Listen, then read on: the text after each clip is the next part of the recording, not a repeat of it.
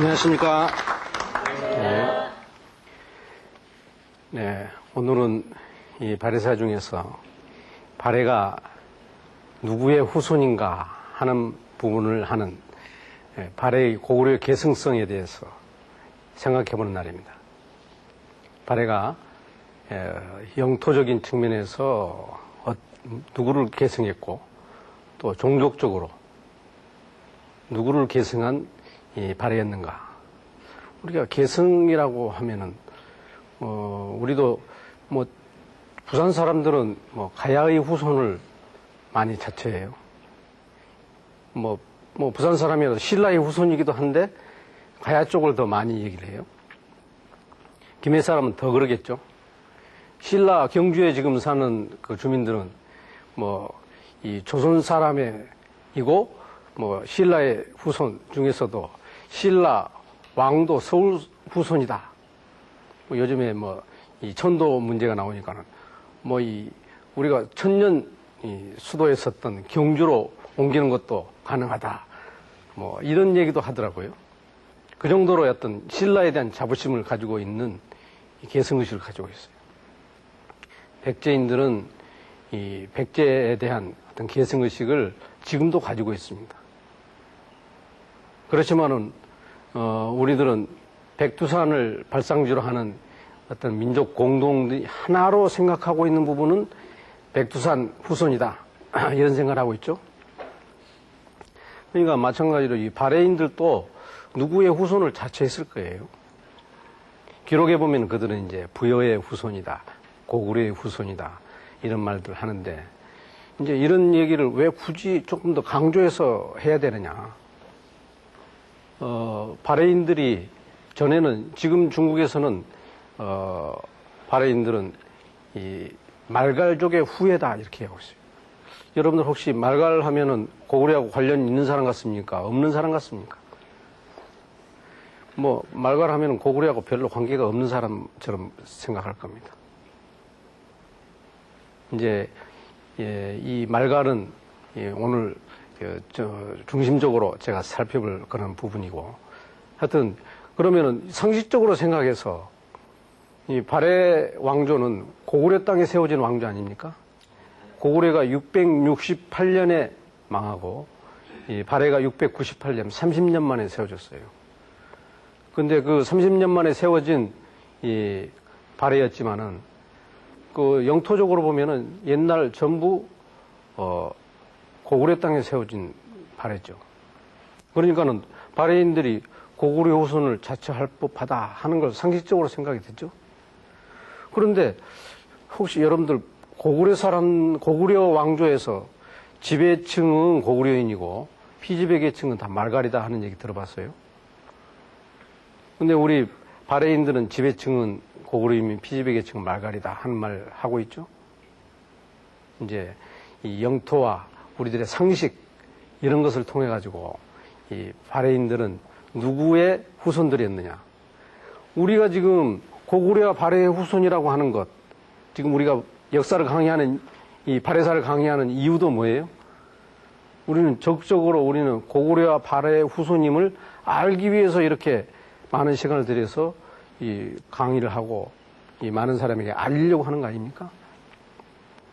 우리가 발해와 고구려 후손임을 포기하면은 우리가 이 세계에서 고구려 발해 후손임 우리가 얘기하지 않으면은 아무도 얘기할 사람이 없어요.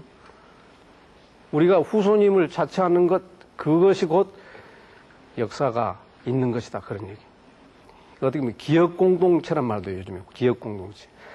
뭔가 자기는 누구의 후손이거나 누구의 뭐 자손이 아닌데도 불구하고 내가 계속 역사적으로 이렇게 끊임없이 내려오는 그런 부분을 기억 공동체라고도 합니다. 그런데 기억 공동체는 우리는 분명히 역사적 사실에 근거를 두고 있다 하는 것은 발해가 고구려를 계승한 것과 관련이 되고 그것을 조금씩 한 가지씩 얘기를 해보도록 하겠습니다. 먼저 이제 이 영토적인 측면에서 보면은 이 영토는 이 과거에 이 고구려 땅을 발해가 대부분 계승했습니다. 고구려는 북쪽으로 조금 올라가 있고 동북쪽으로는 안 올라가 있죠. 근데 발해는 동북쪽으로 많이 올라가 있어요. 그래서 고구려보다도 발해가 약 1.5배까지 더 크다라는 얘기도 합니다. 그러니까는 우리 민족사에서 가장 영역이 컸던 것이 이제 발해고, 실제 발해하고 이 고구려하고 영토가 같았기 때문에 주민들이 당연히 상식적으로 같은 거 아닙니까? 그러면 고구려 사람들이 다 고구려 사람이 아니고 전부 말갈 사람이었습니까? 고구려가 또 고구려 사람이 누구냐라고 하는 것도 문제예요. 고구려가 700몇 년 내지는 900몇 년 갔다고 그러죠. 처음에는 옥조, 동해 뭐 이런 식으로 조금 있었어요. 그런데 이게 700년 되면서 전부 다 누구가 된 겁니까? 다 고구려 사람이 된 거예요. 고구려 사람이. 이제 고구려가 멸망할 당시에는 말갈이라 해가지고 요소지방이라든지 당나라하고 고구려하고 싸우는 그 과정에 이제 말갈도 있고 6세기부터 나오는데 대부분 다 이 말갈이라고 해도 고구려인을 말갈로 불리는 것이다 하는 것을 여러분들 이제 알게 될 겁니다. 근데 영토적인 측면에서 분명히 겹쳐 있다 그런 얘기예요. 상식적으로 생각해서 뭐 고구려가 발해가 됐군 이렇게 생각할 수 있어요. 그러니까는 고시 고구려에서 대시 발해가 된 것이다 그런 얘기. 우리 김씨신라에서 왕씨 고려가 됐죠. 왕씨 고려에서 이씨 조선이 되고 뭐 이런 식으로 어떤 역사의 순환이 이루어진 것처럼 마찬가지로 발해도 고시 고구려에서 대시 발해가 됐다는 것은 영토적인 것으로도 얘기할 수 있다는 거예요. 주민들이 어디로 갔겠습니까? 주민들은 이 어떤 몽고라든지 이렇게 이 초원 생활하는 그렇게 이 유목인들처럼 많이 떠돌아다니는 그런 사람이 아닙니다. 농경을 꽤 많이 했던 사람들이에요. 농경을 많이 했던 사람들은 그렇게 많이 이주를 하지 않습니다. 때문에 이 영토가 겹쳐 있다는 것, 이 사실은 계승이 된 것이다 그런 얘기예요. 그리고 이런 부분을 이제 어떤 종족적인 측면에서 한번 또 보자 그런 얘기죠. 그러니까는 우리가 흔히 많이 얘기하는 지배층은 고구려 유민, 비지배계층은 말갈 이렇게 얘기하지 않습니까? 뭐 제가 이 가장 심혈을 들여서 연구를 했던 부분은 어떤 이 발해인들이 말갈 사람이냐 고구려 사람이냐 하는 부분이었어요. 그래서 제가 어떤 초기에 이 숙신음노라든지 이런 부분에도 굉장히 심혈을 기울여서 생각했던 것이고 해서 이 말갈로 불리는 사람들은 대부분 고구려인들이었다 하는 부분을 한번 생각을 해보는 것인데요. 이런 부분은 우리가 발해가 고구려인인가 아닌가 하는 것을 상식적으로 영토라든지 이런 것으로 생각을 하지 않더라도 뭐 이 근거 기록에 나와 있는 것만 가지고도 얘기할 수 있다 그런 얘기예요. 그래서 지금 오늘날 그 사람들 중에서 발해 왕손을 자처하는 사람들이 누구냐? 종족적으로 대조영 후손을 자처하는 사람이 있을 수 있겠죠? 대조영 후손을 자처하는 부분이 이 협계 태씨와 영순 태씨, 태씨가 있습니다. 혹시 여기 태씨가 있습니까? 누구? 태씨 있습니까? 고구려 왕손을 자처하는 분은 뭐 횡성고 씨 이런 분이 있고 여기 협계 태씨 족보를 제가 한번 스캔을 해봤습니다. 태씨는 본래 발해 국왕 대조영의 후손이다. 이 태씨 본 발해 국왕 조영지 후 분명히 나와 있죠. 그래가지고 발해는 즉 고구려 지파다 이렇게 되어 있어요. 그리고 이 획계태씨 족보에 보면은 이 발해국 기원이 있고 발해국 이 왕 세략사 이런 식으로 해가지고 이 발해사에 대해서 아주 자세하게 나와 있어요.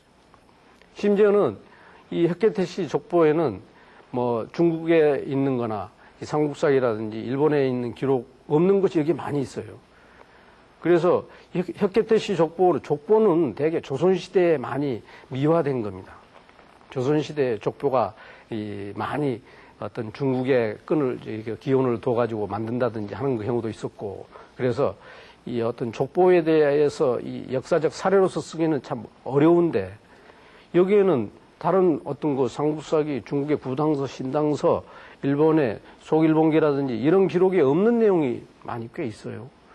그래서 이 부분을 가지고 적극적으로 발해사를 복원하려고 하는 사람들도 있을 정도로 이 흑계태 씨와 영순태 씨, 이 태 씨들은 이 대조영 후손을 굉장히 자랑스럽게 생각하는 가문들입니다.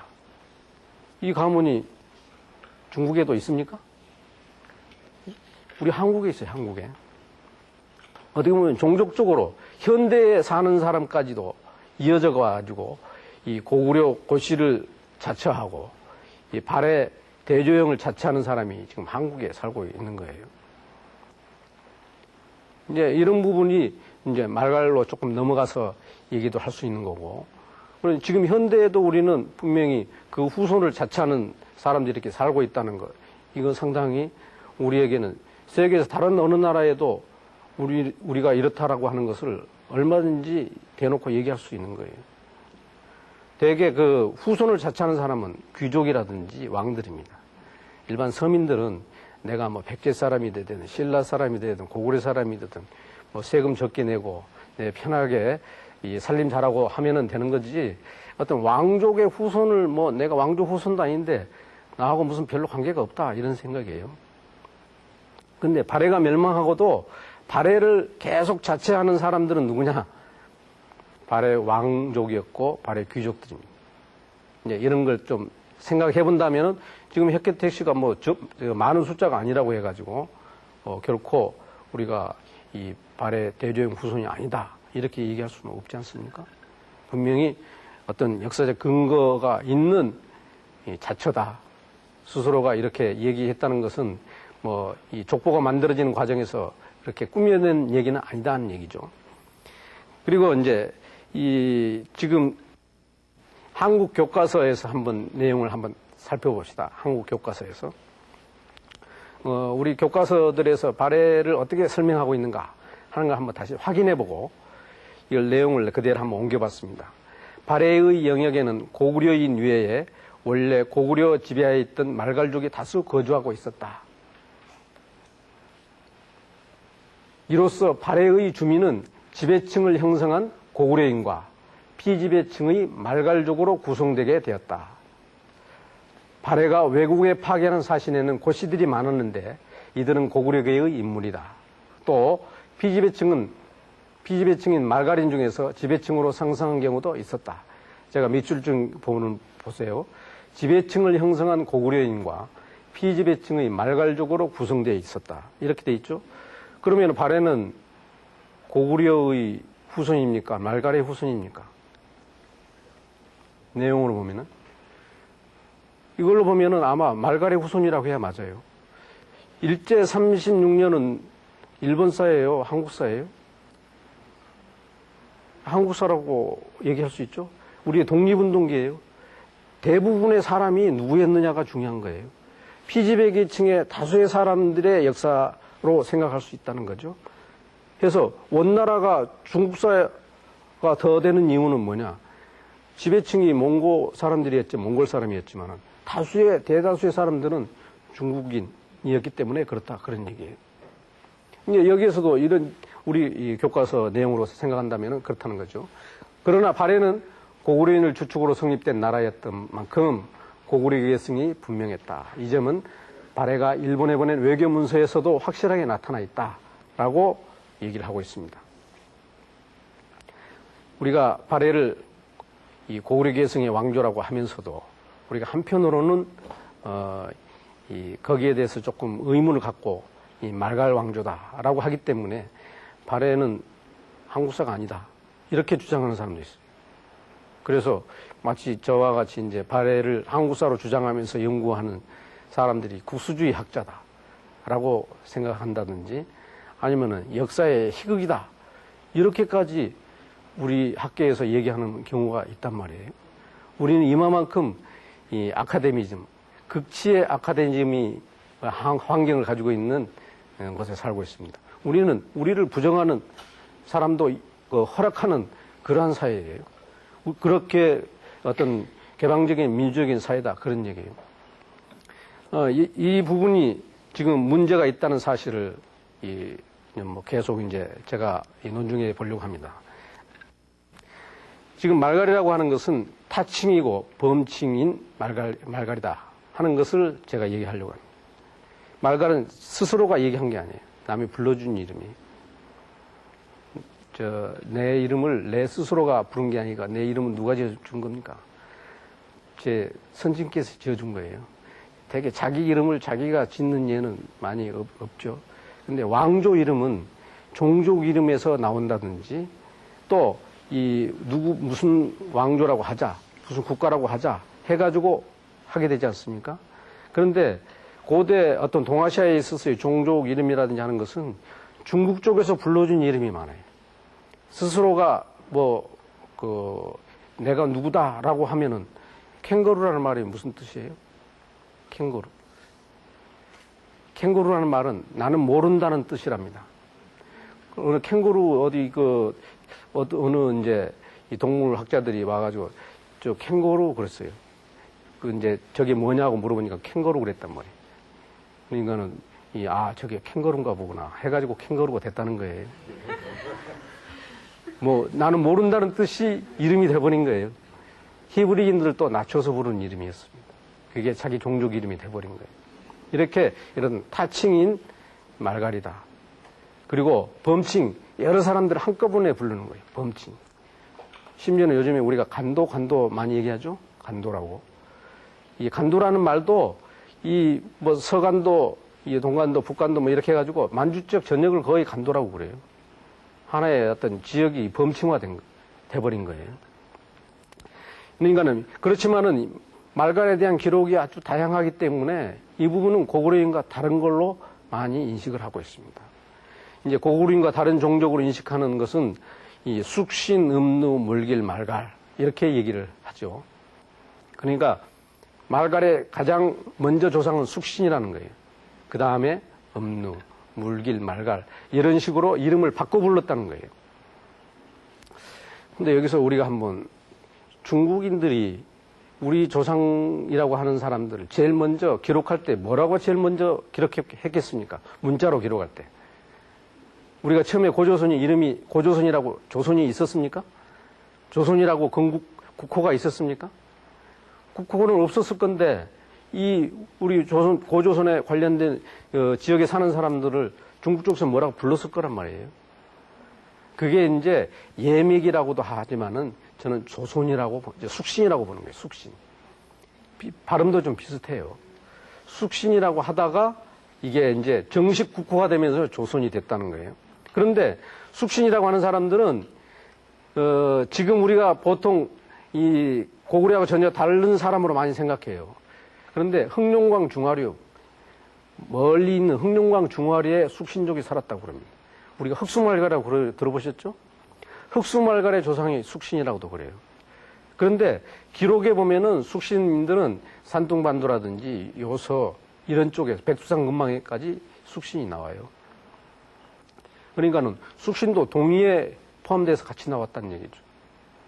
그런 숙신이니까는 종족적으로 단일 계통 하나만 있는 게 아니라는 거예요.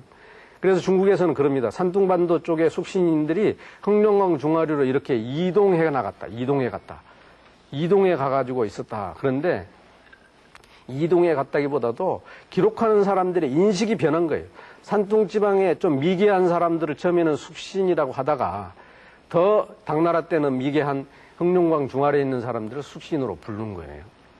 이렇게 종족 이름이 쓰는 기록자가 이렇게 바꿔 부르게 된 이유가 그런 거라는 거죠. 역사 기록을 할 때는 역사적 객관적 사실이 있는가 하면은 기록하는 역사가의 주관이 같이 포함되어 있어요. 객관적 사실은 변하지 않지만은 주관이 문제가 되면 해석을 엉뚱하게 하면은 산둥반도에 사는 사람을 저 흑룡광 중화류에 갖다 옮겨놓기도 한다는 얘기죠. 그래서 숙신족의 이동설이 그렇게 해서 나온 것이다. 우리가 숙신이라고 말갈의 제일 처음 조상이 누구라고 여기에 얘기하는 것은 숙신이죠. 그런데 숙신은 이 말갈로 생각하고 있는 사람들과 계통이 같은 사람도 있고 다른 사람도 있다. 그런 얘기. 이제 기록에 문제가 있다. 그리고 한번 보십시오. 숙신은 진나라 이전 때는 중국 기록에 숙신이라고 하다가 한나라 때는 음누라고 불렀어요. 음누. 그 다음에 후이 때, 남북조의 후이 때는 물길이라고 부르고 수당 때는 말갈이라고 합니다. 송이후에는 여진이라고 불러요. 그러면은 그 지역에 사는 사람들이 자기 종족 이름 이렇게 바꿔 부르는 겁니까? 진나라 이전 때는 우리가 우리는 숙신이다 하다가 한나라 때는 나는 음누다 이렇게 스스로 자칭하다가 나중에 또 말갈이라고 했습니까? 이게 아니라 기록자들이 이렇게 시간이 흐르면서 왕조가 바뀌면서 바꿔 부른 것이다 그런 얘기죠. 이게 이제 이런 것도 일종의 어떤 당 중심의 역사관, 중국 중심의 역사관에서 기록된 것을 우리는 어떤 그 발해인들의 조상을 파악하는데 우리는 한번 걸러서 봐야 될 필요가 있다 그런 얘기죠. 그러면은 이 말갈이라고 하는 우리가 이 주목하고 있는 발해 주민 구성에 있어서 지배층은 고구려 유민, 피지배계층은 말갈이라고 하는데 그 말갈인들이 과연 어떤 사람들이냐 하는 얘기죠. 말갈이라고 하는 것은 7말갈인데 예맥계의 말갈이 있고 흑수계의 말갈, 흑룡광 중하류, 흑룡광 중하류에 사는 사람들은 좀 고구려인들과 다른 문화를 가지고 있었어요. 발해 시대에도 흑수말갈과 발해가 따로 떨어져 있었었죠. 이 흑수말갈하고 당나라하고 이렇게 사이가 좋아지려는 것을 발해가 막으려고 전쟁까지 있었던 것입니다. 이와 같이 좀 흑수말갈 계통 사람, 숙신이라고 생각하는 그 사람들은 본래 남만주 지역 사람들하고는 좀 문화적으로 달랐다는 거예요. 우리가 남만주 지역이라고 하는 것은 우리가 부여, 고조선, 고구려, 예맥 이런 사람들이 살던 곳입니다. 우리가 뭐예요? 우리의 조상의 종족으로 생각하는 사람들이에요. 예맥, 부여, 고구려, 옥저 이게 전부 그들의 후손이 우리다라고 생각하고 있는 겁니다. 지금 중국에서는 적극적으로 마한, 진한, 변한 이 한자 들어가는 이 사람들의 후예가 한국 사람이지 거기에 뭐 옥저, 동해, 부여, 이 고구려 이런 것은 한국의 조상 아니다고 그래요. 우리는 분명히 역사적 사실을 통해서 보면은 고대로 올라갔을 때 이 고조선, 부여, 고구려 이렇게 돼 있지 않습니까? 지역적으로 봤을 때 그 지역이 전부 후에는 뭐라고 불려지는 거냐? 말갈인들이 사는 곳으로 불리는 겁니다. 말갈인들이 사는 곳으로. 이걸 조금 더 구체적으로 한번 봅시다. 이 말갈에 대한 이 기록을 한번 보면은 이 말갈 기록이 조금 여러분들한테는 좀 건조한 부분이에요. 좀 복잡한데 이 부분을 넘어야 우리는 발해의 진실을 확인할 수가 있습니다. 이 고개를 넘어야 됩니다. 말갈은 고구려의 북쪽에 있다. 음낭마다 추장이 따로 있어 하나로 통괄이 되지 않는다. 모두 7종이 있는데 첫째는 송말부로서 고구려와 인접하여 정예의 병사가 수천 명으로 용감한 병사가 많아 늘 고구려를 진입하였다. 고구려하고 좀 다른 것처럼 얘기했죠. 그리고 송말부다라고 했어요. 둘째는 백돌부로서 송말부의 북쪽에 있으며 정예의 병사가 7천이다. 셋째는 안거골부로서 백돌부의 동북쪽에 있다. 넷째는 불렬부로서 백돌부의 동쪽에 있다. 다섯째는 호실부로 불렬부의 동쪽에 있고 여섯째는 흑수부로서 안거골부의 서북쪽에 있다. 일곱째 백산부다. 이렇게 돼 있어요. 여기에 우리가 흔히 좀 잘 알고 있는 것은 백산부, 흑수부, 이 송말부 이런 얘기입니다. 백산하니까 어디 갔습니까? 백산이. 백산부는 어디 갔습니까? 백산부는 백두산 얘기하는 거예요. 중국에서는 백두산을 장백산이라고 그러죠. 장백산. 이 장백산이라고 하는 것처럼 이 중국에서 이 백산부, 백산 지역 사람들을 백산부라고 하는 거예요. 이들은 모두 정예의 병사가 3천에 불과한데 흑수부가 가장 굳세다. 불교로부터 동쪽 지역은 화살을 모두 돌촉으로 사용하니 이것이 바로 숙신시의 땅이다. 그러니까 숙신하고 연결했죠.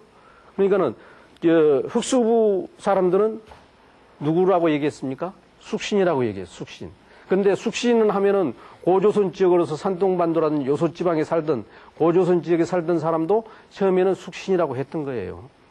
그런데 이 기록이 나온 수서가 나온 당나라 때 나온 이 기록은 이게 나올 때는 이미 저기 흑룡광 중화리 쪽에 있는 사람만 숙신으로 생각했던 그 시대였다. 그런 얘기입니다. 그래가지고 도태산이라는 큰 산이 있어 사람들이 매우 숭상하고 두려워한다. 이 도태산이 바로 오늘날 우리가 생각하는 장백산, 백두산 이런 거예요. 거기를 숭상한다는 거예요.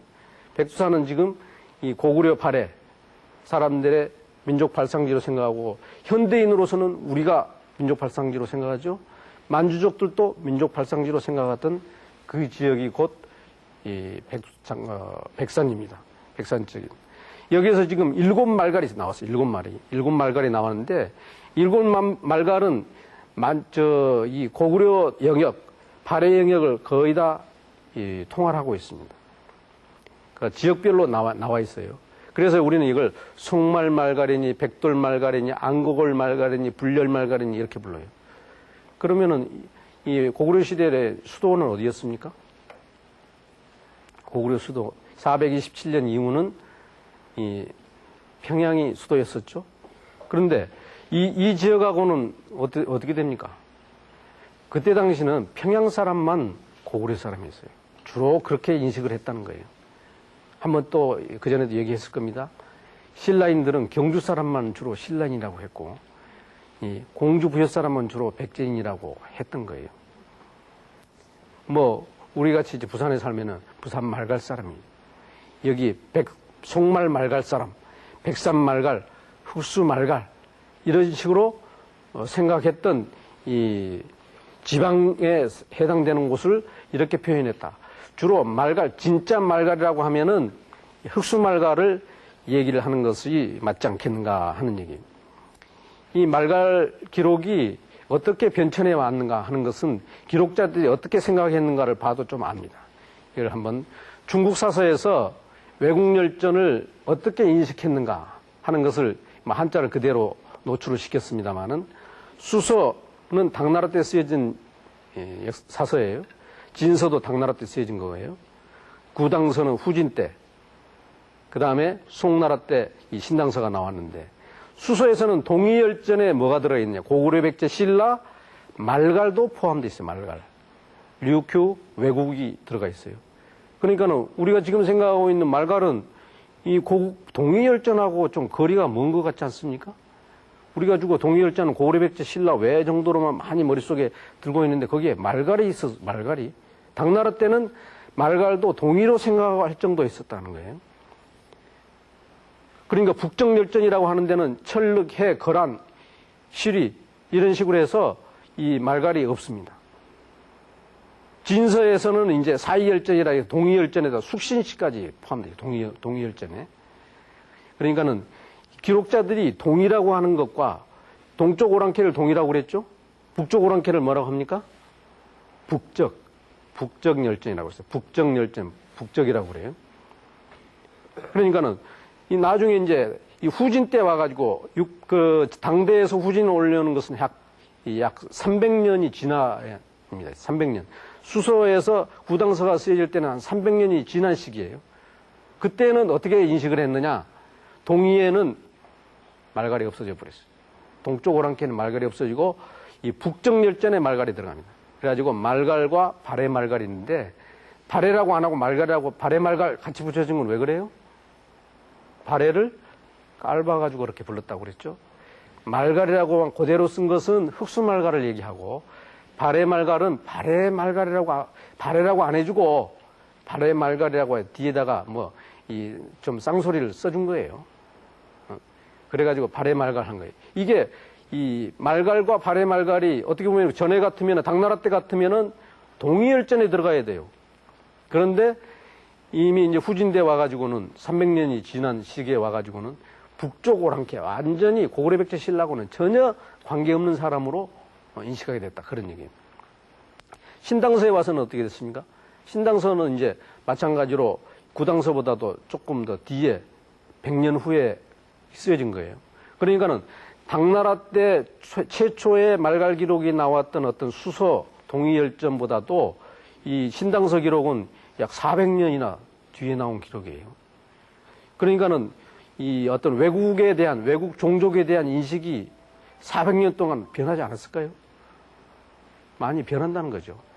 처음에는 동이라고 생각하다가 동쪽 오랑캐라고 생각하다가 나중에는 동쪽 오랑캐에서 완전히 분류를 북쪽 오랑캐로 분류를 다른 방식으로 해버리는 거예요. 그러니까는 기록자들이 이렇게 한 것을 역사학자들이 분석을 해내가지고 이것을 따로 생각을 해야 된다. 그런 얘기죠. 그러면 발해의 어떤 주민 구성과 관련된 기록을 다른 식으로 한번 보면은 어떤 것이 있느냐. 지배층은 고구려 유민이고 피지배 계층은 말갈이다 하는 얘기를 우리는 그렇게 얘기를 하고 있는데 이게 어디서 나온 학설이냐? 일본에서 나온 학설이에요. 우리 교과서에 나와 있는 것은 우리 그 학자들이 연구해 나온 결론이 아니라 일본 학자들이 연구한 결론입니다. 처음에 일본도 발해를 말갈의 국가다. 우리가 만선사관이라고 들어봤죠? 만선사관. 만주와 조선의 역사는 불가분하지만은 조선사와 만주사를 따로 생각했어요. 그래가지고 만주족들에 의한 만주국을 따로 세웠던 거예요. 이 만주 침략식이라고도 그러는 겁니다. 그럴 때 조선사에는 발해사는 빠졌습니다. 조선사에는 고구려 백제 신라만 들어가 있고 발해는 없어요. 발해는 어디에 들어가 있을까요? 만주사에 들어가 있어요. 만주 선조의 역사로서 이 발해를 넣었던 거예요.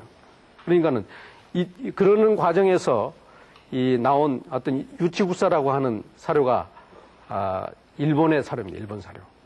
문무천황 2년에 698년이라고 해서 이 발해 건국연대가 분명하게 된 것은 이로부터 분명하게 된 겁니다. 698년에 대조영은 발해국을 세웠고 화동 6년에 713년에 당조의 책봉을 받았다. 지역은 이천리에 뻗치고 주현에는 관역이 없으며 이르는 곳마다 마을이 있는데 모두 말갈부락이다. 됐어요. 그러니까 모두 말갈부락이다.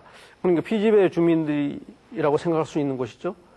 그런데 백성은 말갈이 많고 토인은 적다. 사인은 적다. 내 괄호로 해가지고 토인이라고도 써놨죠. 대부분 흔히 얘기하기로는 토인은 적다 이럽니다. 그래서 토인이 적은 사람이 지배층이고 많은 사람이 피지배 계층이다. 그렇게 얘기해요. 그러니까는 많은 사람이 피지배 계층인가 말갈이고 이 적은 사람이 토인이니까 고구려 유민이다. 이렇게 얘기를 한 거고. 그리고 이 일본에 간 발해 사신들을 보니까 고씨들이 굉장히 많았어요. 고씨들이 많으니까 일본에 이 34차례 발해 사신들이 갔습니다. 거기에 사신들을 분석해 보니까 고씨들이 굉장히 많았거든요. 그래서 이 발해 지배층은 고구려 유민이다 하는 것을 주장하게 됐고 그것이 우리 학계에 들어와 있고 이런 부분을 조금 더 보완해 주는 사료로서 등장한 것이 이 유치구스가라는 사료예요. 여기에서 이제 백성이 많고 이 토인은 적다 했는데 저는 토인이 이 책이 여러 가지 본이 있어요. 유치국사라는 책이 여러 가지가 있는데 그 중에 한 가지가 사인, 선비사자는 사인이라는 그 본이 있어요. 사인으로 써져 있는 책이 있습니다. 사인으로 하는 게 맞다. 그 사인이라고 하는 것은 선비사자를 써서 지배층을 얘기하는 게 아니냐. 그냥 지배층은 좀 적은 거고 선비들은 적은 거고 일반 말갈이라고 불리는 조금 그 하대되는 종족들은 피지배 계층 많았다. 그런 얘기예요. 그러니까는 서울 사람은 국인이고 저 지방에 있는 사람은 마치 이민족인 것처럼 불렸던 역사 인식이 당시의 왕조 중심의 역사관이었었다. 서울 중심의 역사관이 그렇게까지 변질된 것이었다. 그런 얘기예요. 그래서 백성이 말갈이 많고 이 사인은 적다 이렇게 해야 되는 것이지 않느냐. 그래서 다 사인들로서 촌장을 삼는데 대촌을 도독, 다음의 것을 자사. 그 아래는 백성들이 다 이를 수령이라고 부른다. 이런 식으로 하고 있습니다. 그리고 땅이 너무 차서 수전에 알맞지 않으며 풍속에는 잠옷 그를 안다. 지금 이 말갈 사람들이라고 해가지고 말갈로 불리는 사람들 이런 사람들이 그 지배층과 구별해가지고 나온 말갈이지 말갈이라고 해가지고 지배층과 이민족으로 생각하는 말갈이 아니라는 얘기를 제가 하고 있습니다. 이것은 왜 그렇게 우리가 인식을 하게 됐느냐? 말갈이라고 하는 기록이 왜 고구려인들과 따로 이렇게 기록되어 있느냐 그런 얘기예요. 이것은 그 당시 왕조 중심의 역사관이 투영돼 가지고 서울 사람 중심으로 하다 보니까는 지방에 있는 사람들은 마치 이민족처럼 기록하게 됐고, 중국 사람들이 역사를 기록할 때는 뭐예요? 동북방에 있는 이민족을 한꺼번에 범칭해서 부릅니다. 범칭해서. 뭉뚱그려 가지고, 뭉뚱그려 한꺼번에 불러요. 이러면서 말갈. 그런데 말갈이라고 하더라도 내부적으로 따져보면은 예맥계가 있고, 이 고구려가 다른 저 위에 숙신계가 있다 그런 얘기예요. 또 지역적으로 보면은 송말부 출신도 있고 백산부 출신도 있고 뭐 이런 식으로 나오는 거죠. 그래서 대조영이라고 하는 사람이 과연 어디 사람이냐 하는 얘기가 나올 수 있죠. 이제 대조영 부부는 송말말갈부 대조영이다 그런 말 합니다. 대조영은 송말말갈 대조영이라고 합니다. 대조영 송말말갈 대조영. 그러면은 이 대조영이 과연 말갈 사람이냐 아니면은 고구려 사람이냐 하는 부분이 얘기가 있을 수 있겠죠. 이 대조영이 그런데 신당서와 구당서 기록에 조금 발해에 대해서 좀 다르게 나와요. 대조영은 신당서에는 송말말갈 대조영이라고 나오고 구당서에는 고려 별종, 고구려 별종인 발해로 얘기가 되고 있습니다. 그러니까는 한국학계는 어느 기록을 더 따르려고 하겠어요? 구당서를 더 따르려고 하는 거예요. 고구려 별종이라고 하는 걸 더 따르고 송말말갈 얘기가 없고 하니까 신당서는 누가 더 따르려고 하느냐? 중국학계가 더 따르려고 해요. 그래서 송말말갈 대조영이라고 하니까 말갈 출신 아니냐? 말갈이 아니냐? 그리고 말갈이라고 하는 사람은 수서에도 보면은 고구려 백제 신라와 함께 엄연히 따로 기록되어 있죠. 말갈이라고. 그런데 그 말갈은 따지고 보면은 흑수말갈을 중심으로 해서 하는 말이다 하는 얘기를 했습니다. 그러니까는 대조영이 송말말갈 대조영이라고도 하는 신당서 기록이 있고, 근데 신당서 기록은 구당서보다 훨씬 뒤에 나온 기록이죠. 구당서에는 고구려 별종이라고 하고 있어요. 고구려 별종. 우리가 재앙옥이라든지 하는 대조영을 이 고구려 장수라 이렇게 표현도 하고 있습니다. 고구려 장수였었다. 그러니까 고구려 장수인 대조영. 뭐 이런 말과 서로 이렇게 우리가 한꺼번에 같이 생각해 보면은 이 구당서도 의미가 있고 신당서도 같이 의미가 있는 겁니다. 신당서에는 뭐냐? 송말부라는 거 하는 것은 송말수라는 게 있어요. 송말수 강. 이것은 송화강이라는 뜻이에요. 송화강. 그래서 송화강 출신이라는 뜻을 송말말갈, 송말부 말갈로 표현한 거예요. 그러니까 신당서에는 어느 출신이라는 것이 지역을 얘기한 것이고 그것의 어떤 종족적 귀속이랄까요. 종족의 출신을 얘기한 것은 구당서에서 고구려 별종이다 이렇게 한 거예요. 그런데 이 고구려 시대에도 고구려 사람들도 말갈이라는 말을 썼습니다. 당나라 사람들도 말갈이라고 썼어요. 어느 사람을 말갈이라고 썼다고요? 서울 사람이 아닌 변두리 사람, 시골 사람. 요즘식으로 서울 사람들은 부산 사람만 해도 시골 사람이에요. 네? 또 부산 사람은 진주 사람도 시골 사람이에요. 또 서로 이렇게 우리는 이 시골과 서울이라고 하는 이분법으로 살고 있어요. 이분법이라고 하는 차별적인 관습법에 의해서 살고 있어요. 지금. 그러니까는 지금도 이런데 고대 전근대에 있어서는 어떻겠습니까? 글자를 압니까 그 사람들이? 말은 조금 통하겠지만은 문자도 모르고 또 그거 쓰고 있는 문명이라고 해요. 요즘에 뭐 인터넷을 하겠습니까? 그 사람들이 뭐 이 냉장을 가지고 있었겠어요. 완전히 저 사람들은 완전히 이민족으로 취급할 만도 한 그런 문화생활을 하고 있었던 거죠. 그러니까 아예 말갈이다, 야인이다, 빈이다 이런 식으로 표현한 거예요. 그러니까는 신당서, 구당서 합해서 얘기하면은 뭐예요? 신당서 출신지 송화강 출신, 구당서는 뭐예요? 고구려인. 그래서 송화강 출신 시골 촌놈 대조영이다. 그런 얘기를. 말갈이라는 말이 시골뜨기다. 그런 얘기예요. 시골뜨기. 그러니까는 이런 말을 생각한다고 하면은 이 고구려 사람이 아니라고 대조영을 어떻게 얘기할 수 있겠습니까? 스스로가 일본에 사신 보낼 때도 고구려를 자처했어요. 부여의 풍속을 받았다고도 했습니다. 스스로가 그 외교 문서까지도 그렇게 얘기를 했으니까요. 뭐 여러분들 좀 이해가 됐는지 모르겠습니다. 질문이 있으면 질문 받겠습니다. 네. 예, 교수님 말씀 잘 들었습니다. 예, 당나라가 고구려를 침략할 당시 많은 말갈인들과 치열하게 싸웠다고 하는데요. 이들은 어떤 사람들이었습니까? 예. 이게 참, 그 문제가 참 복잡한 문제예요. 왜 그런가 하니, 말갈 사람들은 당나라에 협조하는 말갈도 있어요. 말갈 사람 중에는. 그리고 또 고구려에 적대적으로 막 고구려 왕실을 침략하는 사람도 있어요. 그러니까는 가장 고구려의 변두리에서 고구려를 방어했던 사람들은 고구려 정규군에 편입되지 않고 지역 호족의 산하에서 지방을 지키는 사람들입니다. 그 사람들이 되게 말갈이에요. 그러니까는 당나라가 쳐들어오면 제일 먼저 싸우는 사람이 누구겠습니까? 그 말갈 사람들이에요.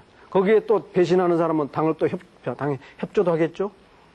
이러니까 마치 고구려의 군사에 정식으로 편성되는 정규군 같으면은 고구려군이라고 할 건데 이게 이제 변방을 지킬 때는 정규군 가지고 안 된다는 거죠.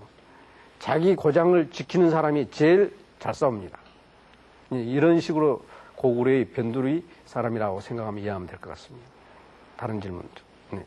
네, 교수님 그 강의 매우 유익한 내용이었습니다. 네, 저희 신라 구서당의 중앙 군대에는 말갈인들로 구성되어 있는 흑금서당이라고 있다는데 이때 말하는 말갈은 어떤 말갈입니까?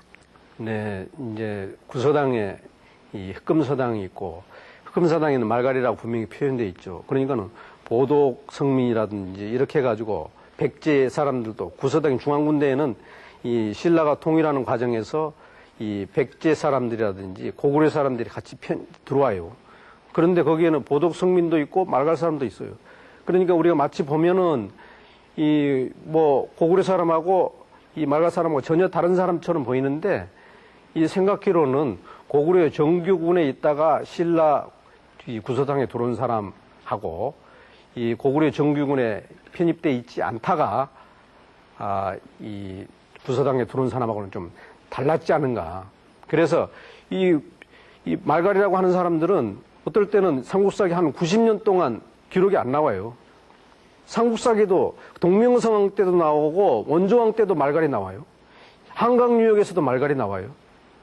이것은 이 삼국사기 쓰는 사람들이 그냥 아무렇게나 쓴 게 아니고 고구려 변두리 사람들을 말갈로 썼고 이것도 이 백제 변두리 사람이라고 해요.